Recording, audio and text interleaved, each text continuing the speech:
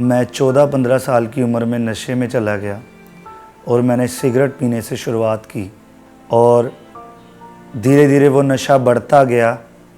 Cigarette से मैं गांजा भांग पीने लग गया और जैसे जैसे मेरी उम्र बढ़ रही थी वैसे वैसे मैं नशे में भी बढ़ रहा था।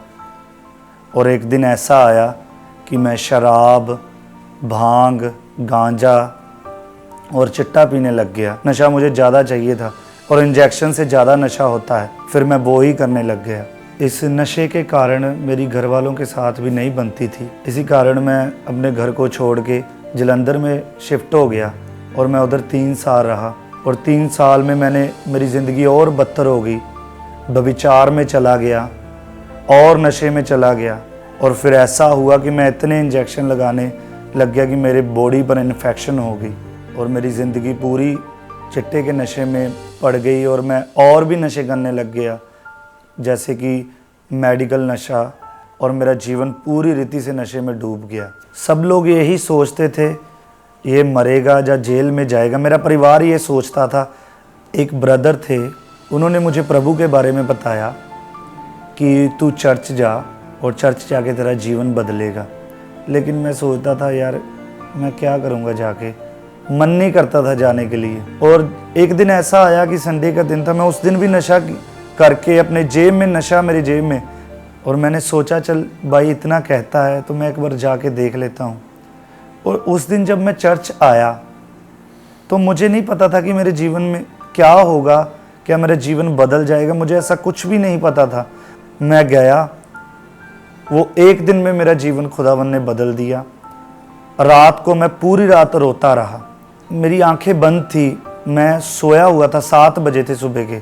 लेकिन मैं एक आवाज़ को सुन रहा हूँ, वो आवाज़ मुझे कह रही है आत्मा में रह, जीवन ही जीवन है। मुझे इस बात के बारे में नहीं पता था। मुझे नहीं पता था कि कलाम में ऐसा लिखा है, ना मैं बाइबल को जानता था। लेकिन उस बात ने मुझे हैरान कर दिया। ऐसे मुझे कभी पहले आवाज़ नहीं आई थी, ना मेरे स्वप्न में, ना कभी भी मैंने ऐसे काम को अपनी ज़िंदगी में नहीं देखा था।